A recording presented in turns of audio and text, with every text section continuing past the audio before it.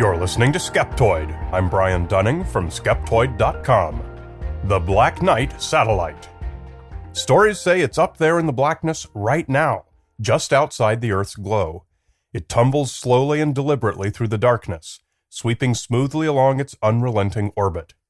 The Earth spins below, largely unaware of its unauthorized, parasitic visitor. It is the Black Knight Satellite, a mysterious object circling the Earth, of unknown and possibly alien origin. The story says it's up there right now, and has been for 13,000 years. Like so many stories of weird phenomena, the Black Knight satellite legend starts with Nikola Tesla. It's said that he picked up a repeating radio signal in 1899 that he believed was coming from space, and said so publicly at a conference. In the 1920s, amateur ham radio operators were able to receive this same signal. Next, scientists in Oslo, Norway, experimenting with shortwave transmissions into space in 1928, began picking up long-delay echoes, LDEs, a not fully understood phenomenon in which they received echoes several seconds after transmission. The apparent explanation finally came in 1954, when newspapers, including the St. Louis Post-Dispatch and the San Francisco Examiner, reported an announcement from the U.S. Air Force that 2 satellites were found to be orbiting the Earth, at a time when no nation yet had the ability to launch them. It appeared that Black Knight had been detected by multiple lines of evidence, and was confirmed by the U.S. Air Force.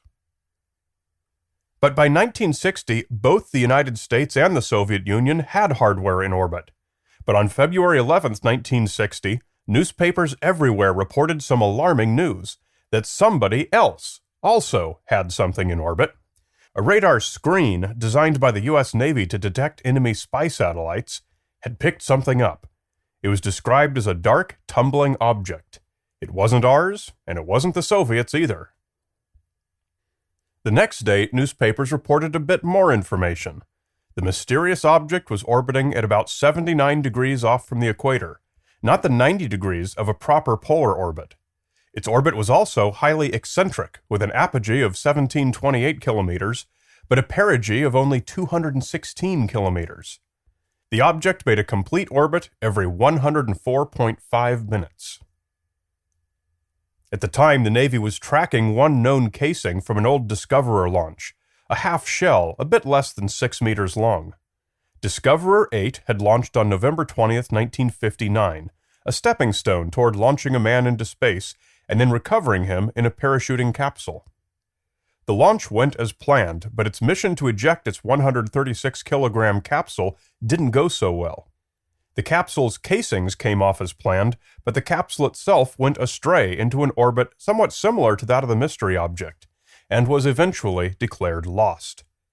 The Navy tracked one of the casings, which was then orbiting every 103 minutes at 80 degrees, with an apogee of 950 kilometers and a perigee of 187 kilometers. Black Knight's object was similar, but not exactly the same. And then, in 1963, astronaut Gordon Cooper reported seeing a greenish UFO during his 15th orbit on board Mercury 9. It was witnessed on the radar screens by approximately 100 people at NASA's Mukea tracking station near Perth, Australia. An official explanation given later was that Cooper's electronics malfunctioned, and he breathed in too much CO2, which gave him hallucinations. Black Knight's reality seemed to be undeniable. In 1973, Scottish researcher Duncan Lunan wanted to know for certain. He went back to the Norwegian scientists' LDE data and analyzed it. Lunan discovered that it was a star chart pointing the way to Epsilon Boötis, a double star in the constellation of Boötis.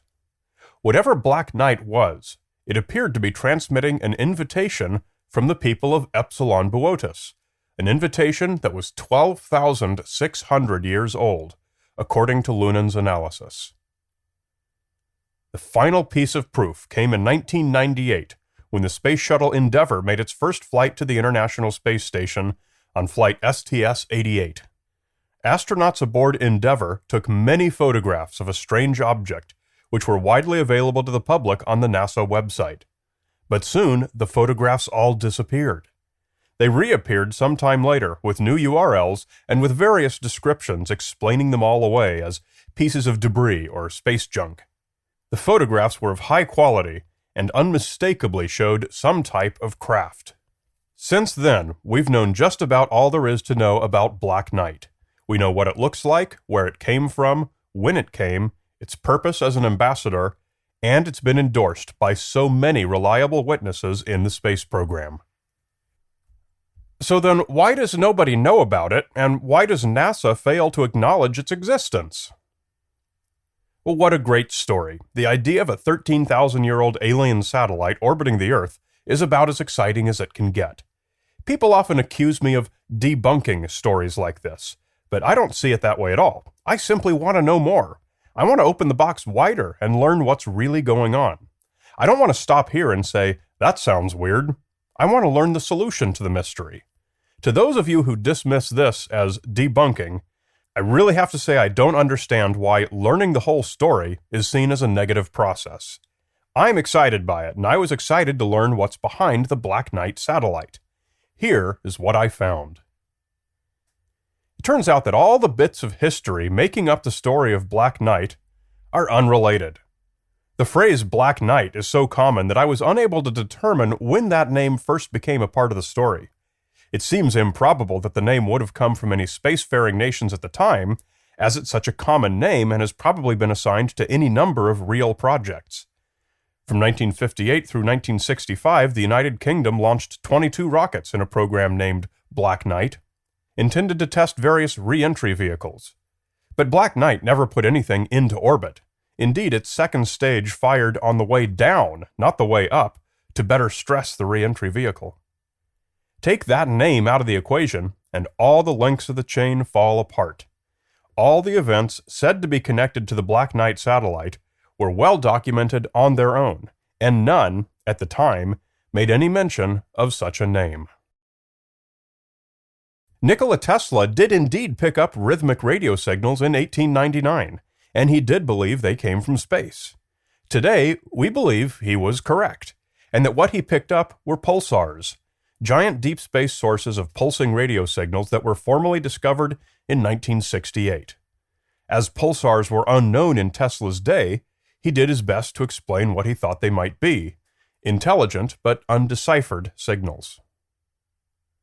The Norwegian scientists did indeed receive LDE radio reflections, and their cause remains nearly as much a mystery today as it did then. Today we have 5 probable explanations, any or all of which may be responsible for some LDEs, and they mostly pertain to strange effects in the Earth's ionosphere. They're among about 15 plausible explanations. None of these includes orbiting alien satellites, although if an alien satellite elected to enter our orbit, record our transmissions, and transmit them back to us 8 seconds later, it could well have the same effect. When Duncan Lunan did his translation of the LDE data in 1973 and came up with the star map, he never had any thought of Black Knight or any other strange polar satellite. In fact, his interpretation was that the LDEs were coming from the Earth's L5 Lagrangian point. L4 and L5 are 2 points along the Moon's orbit, one 60 degrees ahead of it and the other 60 degrees behind, which are stable and where gravimetric effects from the Earth and Moon will hold an object in steady orbit. Moreover, Lunan later acknowledged that his method was not only unscientific, but that he'd made outright errors, and retracted it.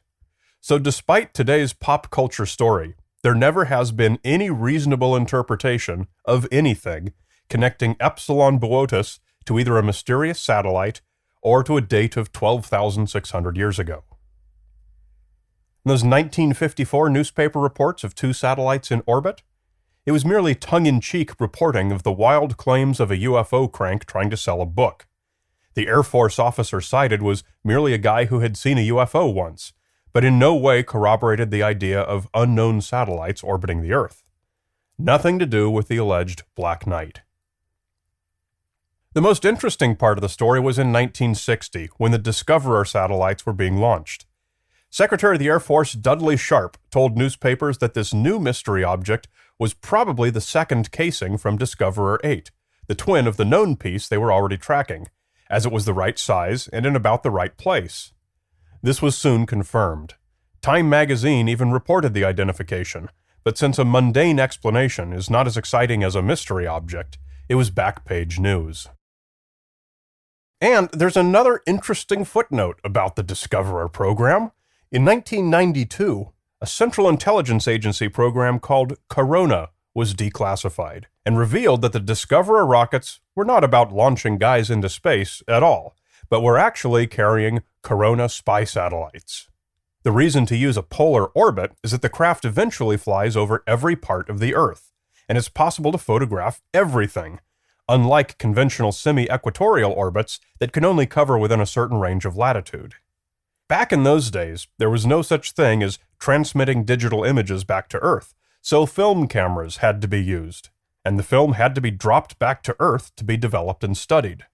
The Corona KH-1 camera would deorbit, pop a parachute, and then the parachute would be captured midair by a JC-130 recovery aircraft. So although the entire Discoverer program was a front, the launches and results reported in newspapers at the time were indeed correct, according to what was later declassified.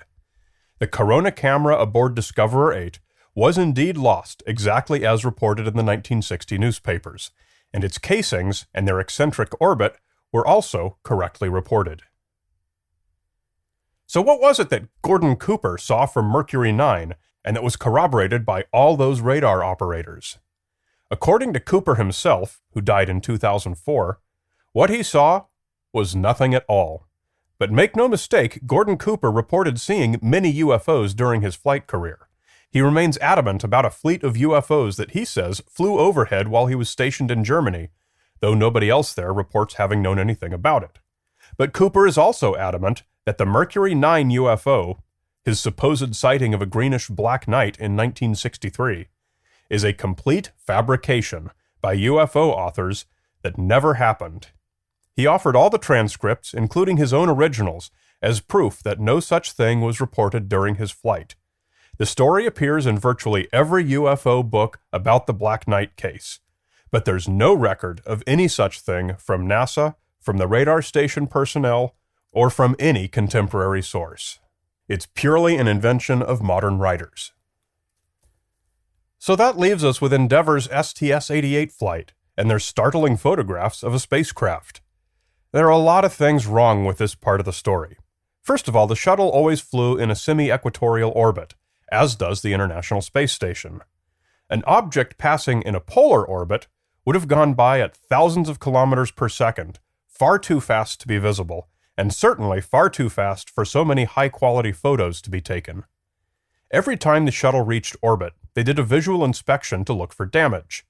They often found something minor, and on STS-88, they saw a scrap of thermal blanket, silver on one side and black on the other, floating alongside the shuttle. It was photographed extensively. It was crumpled and formed an odd shape. If you didn't know what to expect, the average person would have no clue what it was. But, unfortunately for the legend, and fortunately for the astronauts, it simply wasn't an alien satellite. I had a lot of fun learning more about this story. I learned a lot of history and some astronomical facts I didn't know.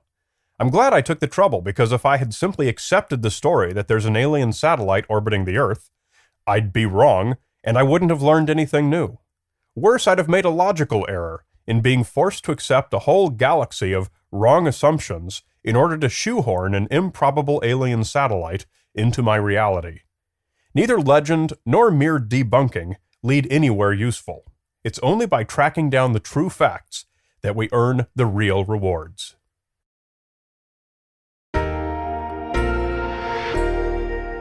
You're listening to Skeptoid, a listener-supported program. I'm Brian Dunning from Skeptoid.com.